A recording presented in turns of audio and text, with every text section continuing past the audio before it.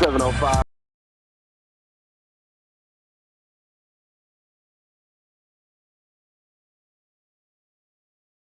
Join us in a minute. Mike, can you hear me well on here? We all good. All right, I'm trying to make sure I'm on the road to Birmingham. SWAC championship today. Southern University women taking on the Golden Lions of Pine Bluff. Should be a big game on the women's side, and on the men's side, Jackson State last night falling short to Grambling. But you'll have Grambling taking on Texas Southern today, a team that has gotten red hot since the SWAC tournament has begun. And I think everybody had to have their eyes set on the TV last night as Southern pulled off an upset on the women's side, defeating Jackson State, the number one team in the SWAC, the number one seed. Coach Tamika Reed has done a great job when you look at the program she's built at Jackson State. But Coach Carlos Funches getting it done, a last-second three-pointer last night to carry Southern University women 65-64 against Jackson State and putting them in the SWAC championship. But today's opponent against the Golden Lions of Pine Bluff, a team that a lot of people probably didn't think could have made it this far to play in the SWAC championship. The Golden Lions came in and upset two teams on their way to their first ever SWAC championship appearance. And that'll be interesting today when you look at Southern and when you look at UAPB in this matchup. Coach Dawn Thornton up at UAPB, you know, she's built a program. And they have made it to the SWAC championship for the first time in school history. So what we'll do later on in the show, we'll have Chris Robertson on, who's the athletic director at UAPB. He's going to come on and talk about that program and the reason he hired Coach Thornton and what she's built at Pine Bluff and the program that she now has that they'll be playing in the SWAC championship for the first time ever. Then on the men's side, you look at what happened with Coach Sean Woods and Southern University men's basketball. Kind of unraveled as the season went on, was the number one team just 3 weeks ago in the conference and defeated Alcorn and Jackson State at home. And somewhere down the line after that game on the back end of the SWAC schedule, the Southern University men's basketball team kind of lost their luster. They lost their flair and started going on losing streaks. They were up and down. They were hot and cold. And then they come into the SWAC basketball tournament. And in their game against Alabama A&M came out real flat. Horrible day shooting from the three-point line. So-so day from the free throw line. But the three-pointers, this team is a live and die team by the three-point. And it suffered. When you look at Alabama A&M, they took advantage of every one of those miscues Southern presented in that game. And Coach Sean Woods, of course, could not get it done. Heartbreaking loss to Alabama A&M, the end of the season for them. But Alabama A&M were able to get that victory. They took on Grambling. And, not Grambling, Texas Southern. Texas Southern with a huge upset. Johnny Jones, how about him, former LSU basketball coach, taking over Texas Southern, a team that struggled throughout the season.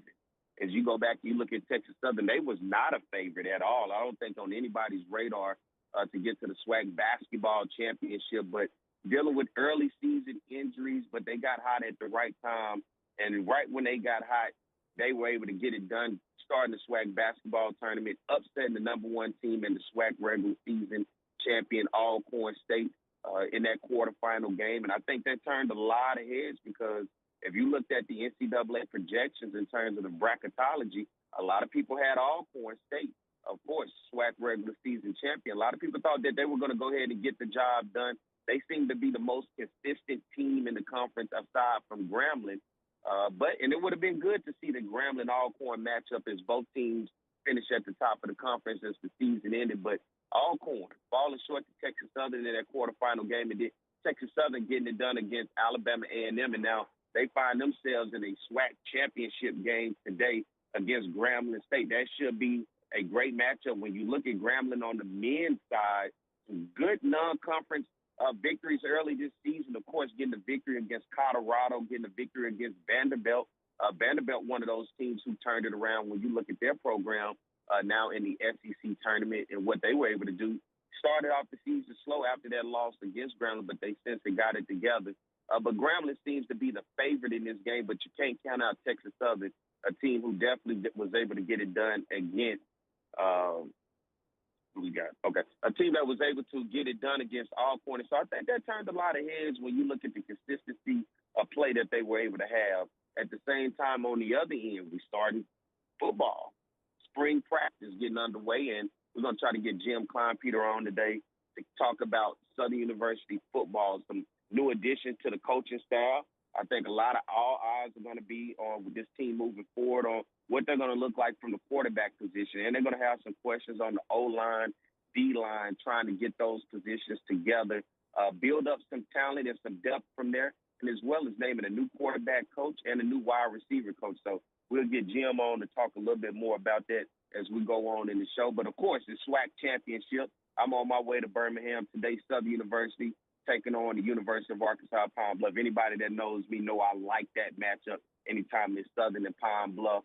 I'm going to roll with the Jaguars in this one, but this should be interesting. I don't think this Pine Bluff team is a team that you can take lightly, and we'll break down that game that they've had throughout the season, the SWAC tournament, and we'll break down Southern's game as they found their way in the SWAC championship as well as go back and look at what happened to Southern University men against Alabama A&M in that quarterfinal game. So let's do this. Let's take a break. When we come back, we'll continue the conversation, all right? More to Jaguar Journal.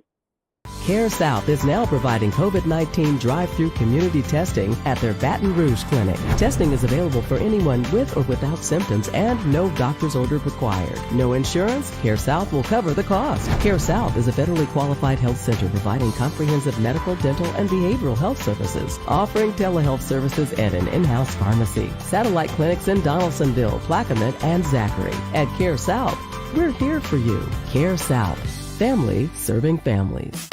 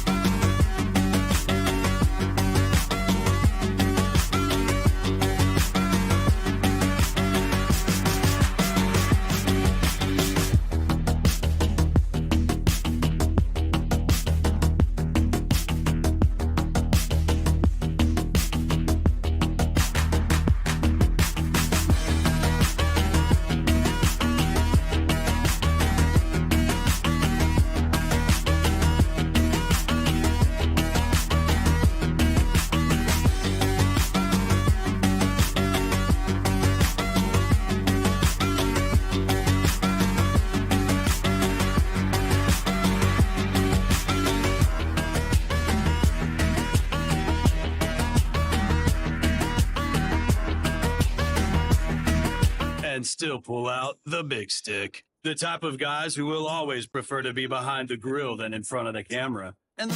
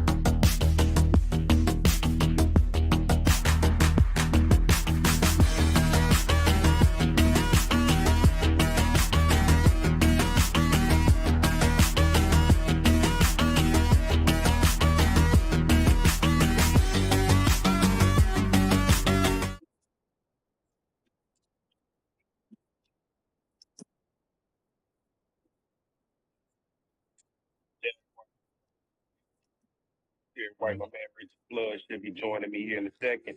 Let's go back and take a look at the quarterfinal opening game between Southern and Alabama A&M on the men's side. Alabama A&M getting it done 77-63 over Southern University. When you look at this game, a terrible day of shooting for Southern from the field. 20 of 53 in this ball game, shooting 37%. 4 of 19 from the three-point line, shooting 21%. I think right there has to be the stat when you circle and you look at what could have went wrong for Southern in this game.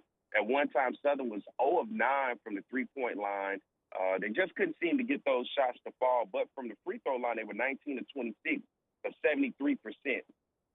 25 rebounds in this ball game, 10 offensively, 15 defensively. But on the other side for Alabama A&M, they shot 46% from the field, 22 of 47, 7 of 19 from the three-point line, shooting 36%. And from the free throw line, they had a lot of shots, 35 free throw attempts, 26 of 35, shooting 74%. Both teams over 50% when you look at shooting from the free throw line. But you have to circle where Southern, where I think what really hurt them was the three-point shooting. When you go 0 of 9 to start the game from the three-point line, and you ultimately end 4 of 19, shooting 21%, that's one of those when they say you live by the three, die by the three. And that's kind of what happened with Southern right here. They couldn't get any inside presence to the basket against Alabama A&M's bigs, and they tried to settle for outside perimeter shots, and it just wasn't working for them. And Alabama A&M was able to get it done, beating Southern University twice. Of course, getting a victory at home against Southern in Baton Rouge on Saturday, and then Southern faces them again. So for the third time this year, Southern has fell short to Alabama A&M. So the Bulldogs seem to have the number for Southern University this year. And unfortunately, that 68-65 loss against Southern, against Alabama A&M back on Saturday. So Southern falls 68-65 to A&M on Saturday, and then on Thursday, 77-63 on the men's side. Man, that has to be tough when you look at what Coach Sean Woods was trying to do with this team. Try to put them in positions to win. But once again, anybody that watches this team, you realize really what's wrong. It's the three-point shooting. When they're hot, they're hot. But when they're cold, they're cold. And unfortunately, in this game against A&M, they were cold, 4 of 19 from the three-point line. Other games that we'll be able to talk about, my man Charlie Neal will be on at the 8 o'clock hour to talk to us about the SWAC tournament as well as what's going on in the MEAC tournament. But when you look at other games in the quarterfinals this year, for the SWAC, you look at on the men's side, Grambling taking on Bethune-Cookman to start things off. They were able to get the victory 87-72. And then the upset that I talked about when we started the show against Alcorn State, Texas Southern 66, Alcorn State 62. I think that has to be the one that really caught a lot of people by surprise. I was not ready or prepared to look at my phone to see Texas Southern getting that upset. But then as we move forward for the rest of the quarterfinal games, Jackson State getting a hard-fought victory in overtime against Prairie View. If you watch that game, Jackson State went on a 20-4 run late in the second half to be able to get themselves back into this ball game. Prairie View had some chances towards the end to perhaps try to pull it out, but just wasn't enough in the tank. They were suffering from simply trying to get the ball up the court. Jackson State full court press kind of had them flustered, and Prairie View just did not have it. A horrible shot. Horrible look towards the goal for that last-second shot to try to seal the deal, but Jackson State gets it done. Mo Williams taking his team on to the semifinals after they got that victory. And then, of course, that other game in the quarterfinals, Alabama A&M 77, Southern 63. And then you look at last night in the semifinal games, as I talked about it before, Texas Southern, a team that's red hot right now. If I'm Grambling, I will be worried to have on this team. Texas Southern seems to have gotten healthy at the right time. They've gotten all their essential pieces in which they struggled this year, trying to remain healthy with some of their key guys out dealing with injuries. But right now, they seem to have gotten everybody back right on time in order to get themselves prepared to try to win a SWAC championship. And you got to take your hat off to Coach Johnny Jones and what he's been able to do, the former LSU coach taking over in Texas Southern. And he's found success. And even when it didn't seem like they would have success this year, he seemed to have found it right now at the best time of the year as they've gone into the SWAC tournament, getting the upset victory over Alcorn and then knocking down Alabama A&M. And they're in the SWAC championship today. And their opponent is going to be the winner, of course, last night's hard-fought game. Grambling State and Jackson State, both Tigers. This was a good one. Grambling getting the victory 78-69. Coach Mo Williams got his team as far as he could in year one as the head guy up at Jackson State. So you know there's going to be more to see from Jackson State in the future. They were able to get it done and get this far. But Grambling seems to be the most consistent team in the conference. When you look at their body of work, if I'm looking at a team that I want to represent the conference that looks good for the cameras overall for the NCAA tournament, a team that I think has the potential, I would have to go with the Grambling Tigers when you look at their non-conference record. Of course, like I said, getting a victory over Colorado, getting a victory over Vanderbilt, those are typically games that you don't really see out of the SWAC when you look at those non-conference victories. But Grambling was able to do it. And, of course, with a winning record of 24-8, they seem to be the best representative, but it is called March Madness for a reason. And Texas Southern is sitting there looking to try to upset Grambling today in the SWAC championship. So it's going to be interesting when you see these two teams take on each other today. And what I can tell you is Grambling should be worried. And if I am a Grambling fan, I will be worried, because if you watch this Texas Southern team, they are efficient right now. They can get the ball in the basket. They play hard. They're physical, and they're tough. And Grambling's going to have their hands full when you look at that. But Grambling does the same thing. I like the way Grambling play. They are an efficient team. You have to score points against Grambling. They are a high-scoring team in terms of SWAC standards. Your magic number, you're going to have to get over 65, between that 65, 70-point range if you want to be able to hang in there with Grambling. And that's what's going to be key today. And I think for Texas Southern, they're going to have to try to make sure they're efficient from the free throw line. Free throws, and what I've been seeing in college basketball, has been a struggle for a lot of teams around the country. A lot of teams have lost games just because they've had bad days shooting from the free throw line. And so for this championship game, Texas Southern's going to have to be efficient from the free throw line. I think they'll be able to have to attack the basket, and as well as get those fouls that they're looking for, but they're going to have to knock down those shots if they want to win this game against Grambling, because Grambling is a tough team. And with all pouring out right now, I have Grambling as the favorite. And Grambling is a team I think that you would want, as I say, to represent the conference when you look at the SWAC championship game. But we go back and we talk about Southern and Coach Sean Woods and what happened with this team and how they fell apart as the season ended. It seemed like everything was on top of the mountain just a few weeks ago when they were at home. They got the big victory, hard-fought victory against Alcorn State, and then got that victory against Jackson. But things kind of went downhill after they had to go on the Alabama trip. Went on to take on Alabama A&M and Alabama State, fell to both of those teams. And then it started to raise the question, I think, for a lot of fans and looking at what's going on with Southern University men's basketball. And most importantly, is this the end of the road for Coach Sean Woods? You know, you never want to see a coach have to go out the door like that. Sean Woods been at Southern for a while now, but this seems to be the consistency of his teams.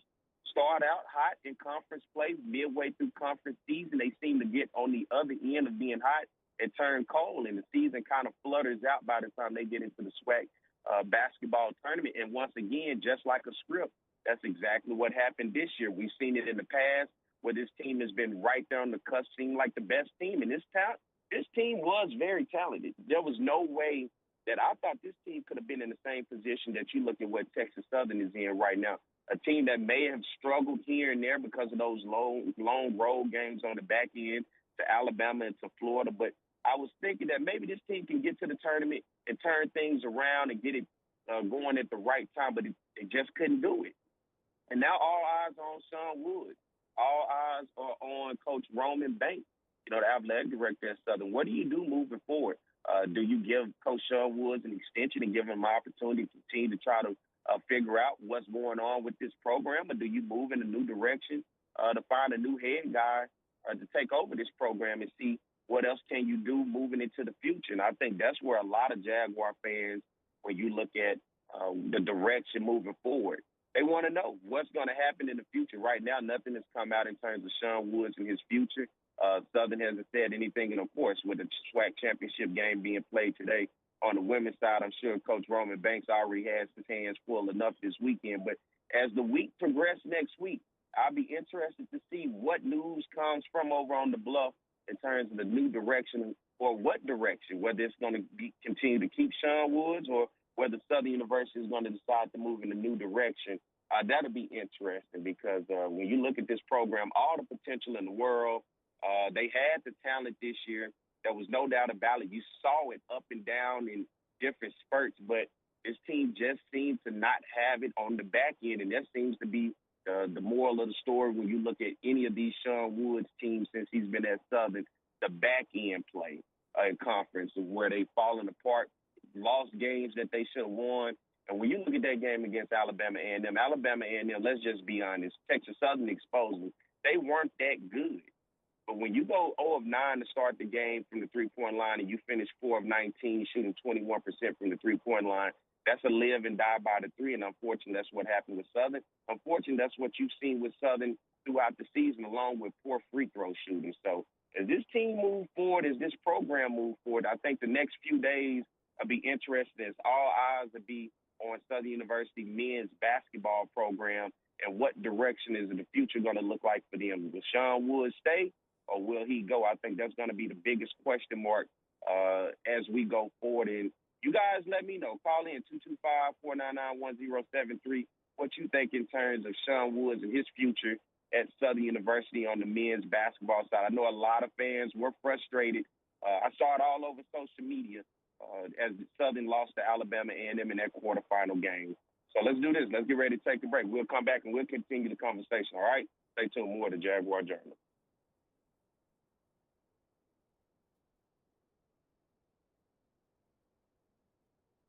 Is your closet organized? Let's face it, most closets are...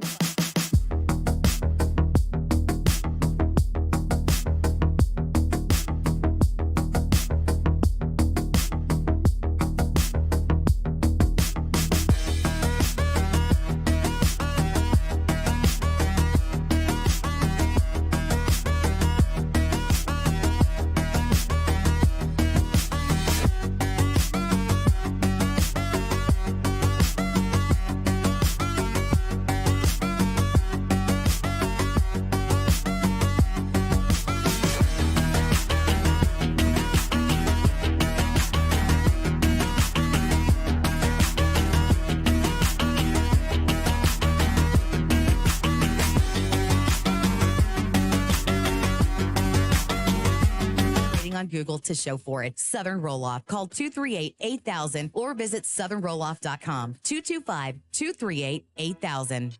When it comes to celebrating life, there's no better place than Ruffino's. With locations in Baton Rouge and Lafayette, Ruffino's is a steak, seafood, and Italian-inspired restaurant that focuses on the celebration of life, regardless of the occasion.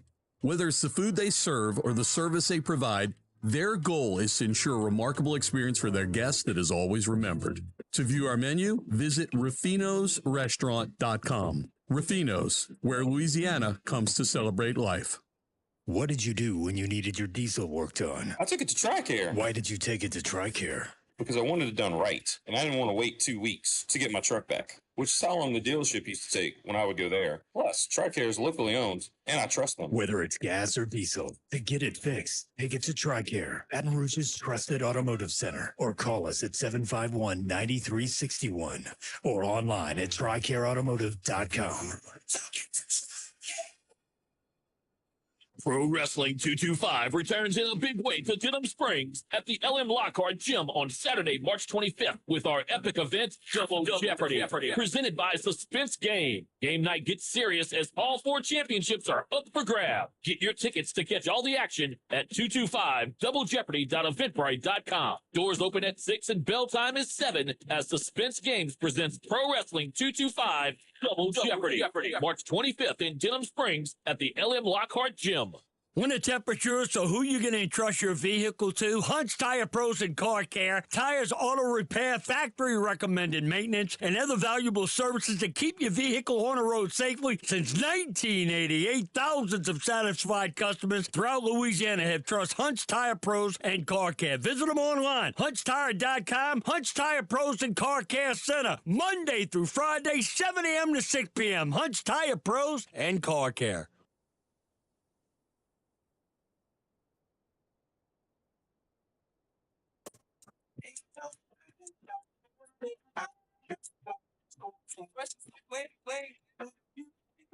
Jaguar Journal. Right now, this Saturday, 27:33 a.m. We are back. I'm Perry White, waiting on my man Flood to get in and join us. Jim Kleinpeter, waiting on him to give me a call back, but we're going to jump right into it because, of course, it was in the headlines. If you look at the storylines this week, Southern University adding two new coaches to the coaching staff, and Coach Eric Dooley making some adjustments, lost some guys that ultimately moved on to be with some other programs. But I think one that has to turn everybody head when you look at this program moving forward is adding in a guy who's the quarterback for Jerry Rice up at Mississippi Valley State. And he's going to come into Southern to be the quarterback's coach. And that's Willie Satellite Tyler, who's going to join the staff at Southern University to replace Jonathan Williams, who, of course, left Southern to be the offensive coordinator at Benedict College under former Southern University offensive coordinator Chennis Berry. So congratulations to Jonathan Williams. Of course, you can recall he was the former quarterback at Grambling State. Coach Dooley was able to bring him down to Southern, and now he's moving on to pursue a career at Benedict. Congratulations to him now being offensive coordinator. Chennis Berry, of course, former offensive coordinator at Southern University, built that great O-line and had Southern with one of the best run games in the country and as well as the conference. But when you look at bringing in Coach Willie Titan, this is big when you look at his experience and what he's able to bring to the table for Southern University. A heck of a quarterback himself up at Mississippi Valley. Of course, he was the guy that was feeding Jerry Rice the ball all over the field, and everybody remember those days of Coach Willie Titan and Jerry Rice. And then when you look at the wide receivers, Devin Fosselman, who moved on to become the offensive coordinator at East Mississippi Community College, he's now gone. And now Southern University brings in former Grambling wide receiver Chad Williams, who, of course, played under Coach Eric Dooley at Grambling. He comes in after having a NFL career and now comes in to be the wide receiver coach for Southern. So this is all interesting as you start to see this program go on and get to where they need to be. And let me do this right quick. Hey, Mike, let's go to a quick break right quick. I got Jim. We're going to get Jim on and then have him be able to discuss this even more, all right? So let's go to a break right quick. We're going to get Jim, and we're going to come back with more of the Jaguar Journal, all right? Hey, listen. So what is the dimple?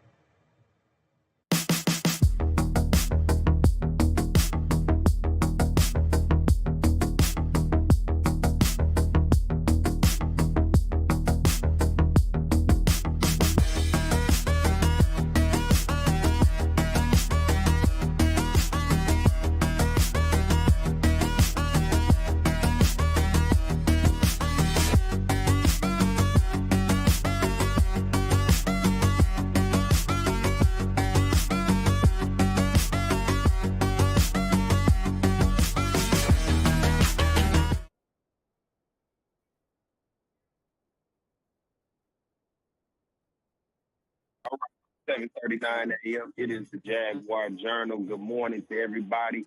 And of course, you know, we're going to talk Southern University. Football is no better person to have that conversation with. And that's what my man, Jim Kleinpeter, writer for The Advocate. Good morning, Jim. Good morning, Perry. How you doing, man? Happy New Year and everything else to you. Absolutely. Rocking right along. Rocking right along. Of course, if you guys have been keeping up with us on social media during football season, Jim joined Reggie and I as we did a Facebook Live series throughout the season, keeping up with Southern. Hopefully we can get ready to start that back up with spring football, Jim. Oh, yeah. All right, let's dive right into it, Jim. Before we even talk about the team, let's talk about the additions and the loss on the coaching side. Give us an update on what's going on with Southern on the coaching side. Well, there's nothing official. Willie Totten was out there coaching quarterbacks. And, I'm not sure how they worked that out. I thought that there were rules the NCAA had, but the Southern says it's not official. He was out there. I'm guessing that he's going to be their choice. I don't know why you would put him out there like that. But and then Chad Williams was coaching the wide receivers. He's supposedly still under contract to play, but it's possible both will be on the staff once Southern decides to make an announcement. And it'd be pretty significant hires for both jobs. They've got to be better for offense for sure. I mean, Eric Dooley's calling cards offense, and they were not up to it last year. They had a decent start, except for the Texas Southern game. They started, pretty well, but and they're starting over at quarterback too. So they got to find one from guys that haven't played much. Yeah, when you look at that quarterback room and that wide receiver room, that's what's going to really make this team go, especially when you look at what Coach Dooley wants to do with this team offensively. And let's talk about the team now. Let's jump right into it, and let's start on the offensive side of the ball in terms of the quarterbacks. What have you been able to see when you look at that quarterback room as these guys have come out for spring football? Well, Dooley himself, when you ask him who's out front, it's Harold Blood and Noah Bowden. Which, by the way, we found out that it's not Bowden, it's Bowden. Noah told us himself. So I've been jacking that up for a long time. There's nobody correcting us either. Where's Willie on that one? But so I think it's going to be between those two guys.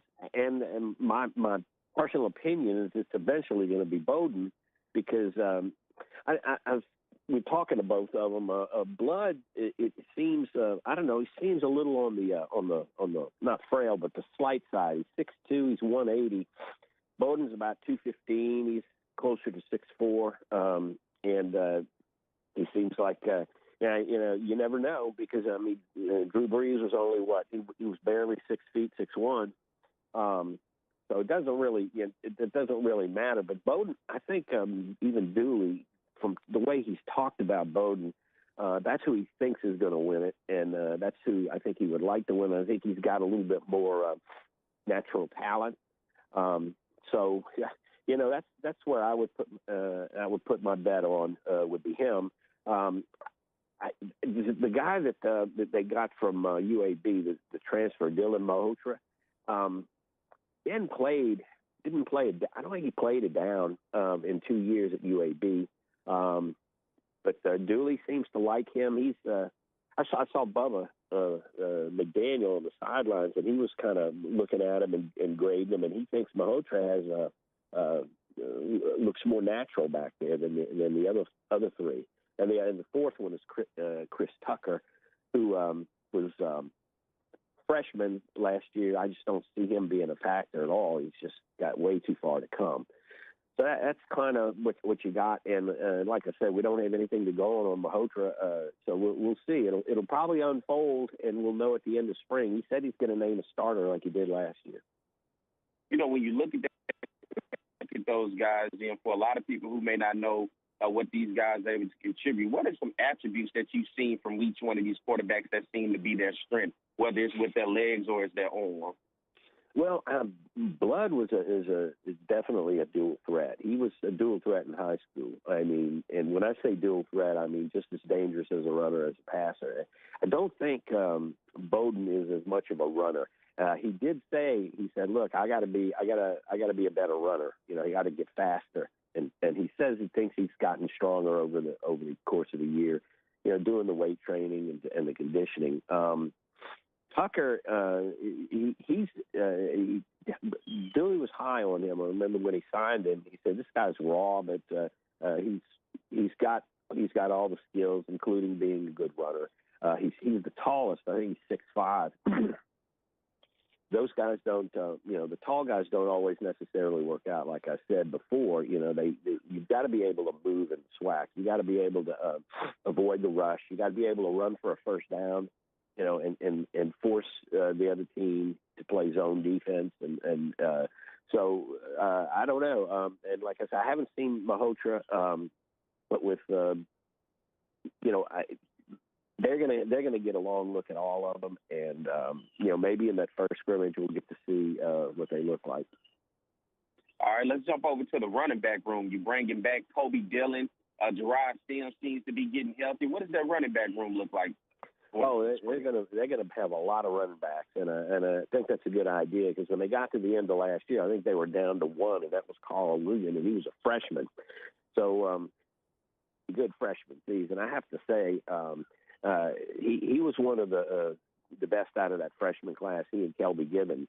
So you got Ligon, and they're not pussyfooting around with Dillon and Sims. They were out there and they were running the run throughs, 7-on-7s. It looks like, and he said he's going to be smart with them. You know, he doesn't want to, and because he's got some, but he's got. You got Kendrick Rhymes coming back, and then Braylon Morgan along with Ligon. So you got 5 running backs in camp, and you got I can't think of the kid's name from Grambling, the transfer from Grambling, but he's not in school yet. He's going to finish up at Grambling and join the team in the summer. So they got a lot of running backs, and the guys, Dewey, the running backs got to be able to catch the ball. I really want to see Dillon in Dewey's offense because. He's a really good athlete. He was a quarterback in high school, and I think they tried throwing the ball a little bit. I think he's got naturally good hands, but he didn't show much as a receiver. But I'd be anxious to see how he fits into this offense. Would you say maybe this running back room may be one of the best, or if not the best in the conference? Would they have returning? Yeah, I mean, you're talking about guys that have all been their team's leading rushers in multiple games. I mean, Sims is as good as there is. He's a guy. He can run inside and he runs outside and he catches the ball. I still think he's the guy. He's going to be their starter on day one. But you got the other guys. You run those guys in there and keep fresh legs in the game. They're stacked. I mean, they got guys. They got a lot of work for people in this offense. You know, he's still going to line wide running backs up and wide out. To try to fool the other. Try to fool the opponent, make the opponent substitute, control the opponent's substitutions. So one of, if not the best. You don't know who the other people have, but we'll see. Let's look at the offensive line. I think aside from quarterback on that side of the ball, the O-line has to be where you really make the big circle to see where does Southern go from here. What you think? Yeah, that's a big question mark because they're going to have a lot of new faces. They got 4 guys that saw starting time last year, so it's not like they're starting over from scratch. And we got a couple of guys. It looks like Eli Fields is probably not going to get much spring action because he's walking around in a walking boot.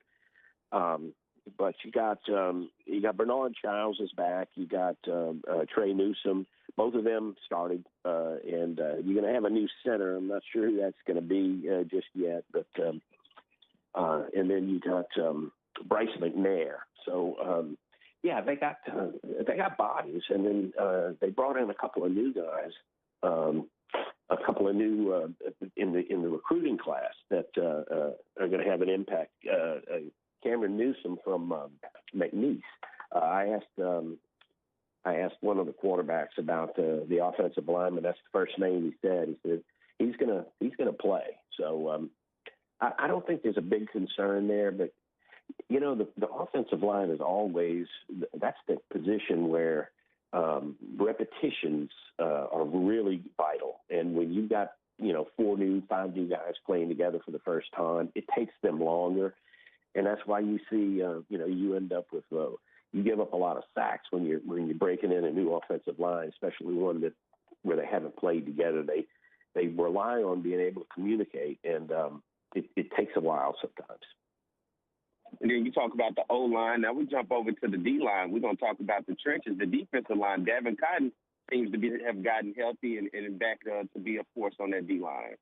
Yeah, well, looks like he might be sitting out the spring. He was on the side. I forgot to ask him about I had forgotten about him, and he hadn't mentioned Davin Cotton very much.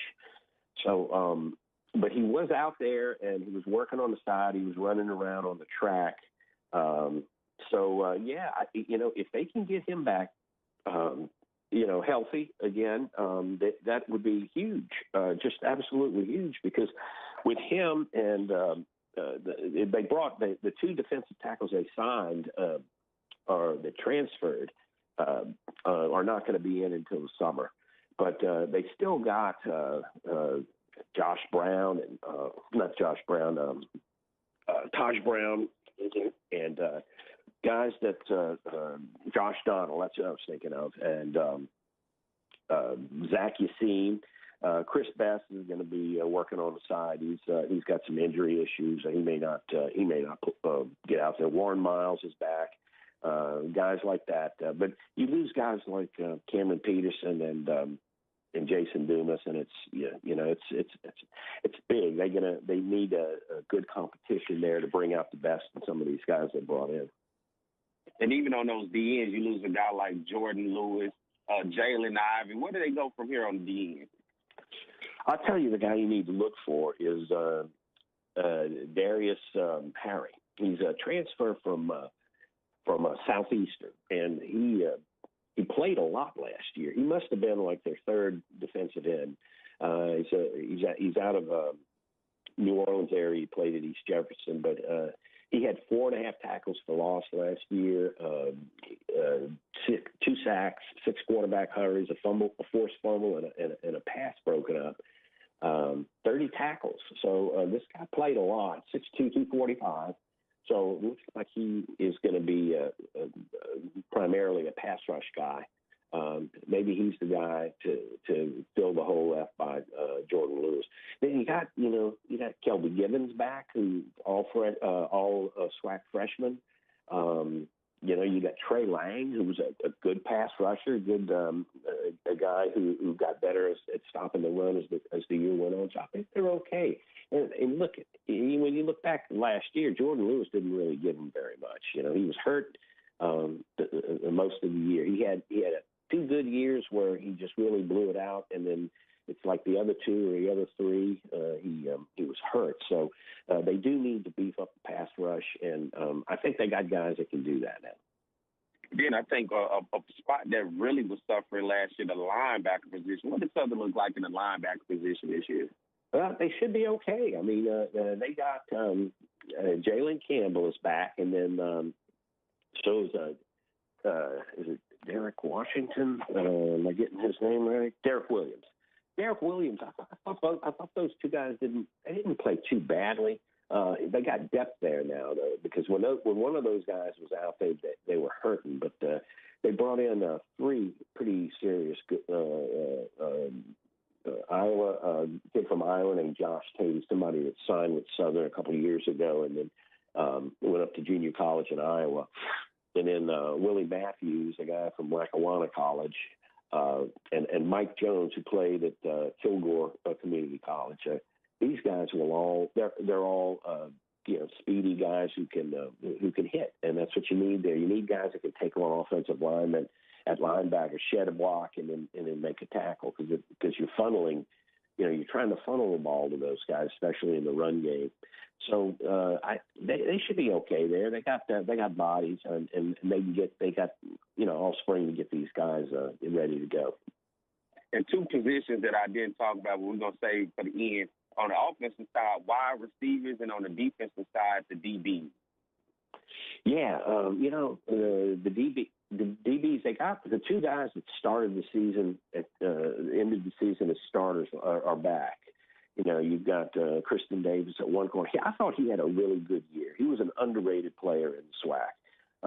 Kristen Davis, and then Rodney Johnson on the other side. When Benny McCray got hurt, he was a starter for the first 2 or 3 or 4 games, and then when he got hurt, Rodney Johnson finished up the season, and he's a nice looking kid. He's 6'3", 200.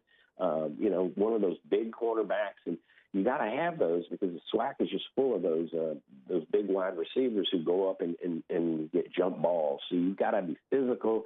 You got to be able to win those jump balls. You got to be able to not let the wide receiver bully you. So you got those guys. They got several behind them that saw action. I don't know if Dimitri Morcel, he was an All-American, and I don't think he ever really got off the bench. I don't know if he was hurt or what. They lose Glenn Brown. They lose Robert Rim. So they're going to be looking at some new faces back there. Coach was really high on Horatio Johnson. I think he's more of a safety, though. I think he was a cornerback, but I think they've moved him to safety now. And they're looking. He talked about him like he's going to have an impact. So have to look out for him too. Wide receiver, they're all back. And I remember, Perry, we talked about the wide receivers early in the season last year, and we were thinking that this group is going to be really good. And they just seem to sputter out. They stopped making catches. I don't know if they had trouble getting open or they weren't running their pass patterns right, and that contributed to the poor play at quarterback. But Dooley specified that how much they needed improvement there. They got everybody back, though. They got Pete, whose name looks like it's pronounced Petrie, but it's Pete. And then they've got guys like Reginald Cassius Allen. Cassius Allen came on strong. He ended up being their leading receiver last year, 6'4", 200. So he's one of those receivers I'm talking about. And then Isaiah Taylor, I think they have high hopes for him. He didn't play as much. He can give them something. Rudy Dyson was a guy that had a game or two where he stood out. Ed McGee's a good player. He was at Southeastern before. There's lots of guys there, and Chandler Whitfield, he's their slot receiver, and I think he had a pretty good year. But something that Dooley seems to feel is, I think he thought the talent didn't match the production. So he's looking for more from it. They got a guy, George Quall, 6'3", 190, transfer from UT Martin. And this is a guy that in college has really been productive, for a guy who didn't play much. He had 9 catches for 86 yards and 2 touchdowns at Martin last year. And then he started out at Akron, and 1 year he caught like 22 for 331 yards and a touchdown. So that's a guy who it sounds like he's been able to put up numbers in his early years and might be a good catch. Jalen Howard is a Prairie View transfer, but he's not enrolled yet. They won't get him until fall practice. Well, Jim, I appreciate you for coming on, giving us that update this morning, man. And as always, it's a pleasure to have you on, and I appreciate you for getting up this morning. My pleasure, Perry. Thank you for having me. All right, my man Jim Kleinpeter, the Advocate. All right, let's take a break. We're at the top of the hour. We'll come back. We'll have my man Charlie Neal talk some HBCU basketball, SWAC, and MEAC. All right, y'all stay tuned to Jaguar Journal.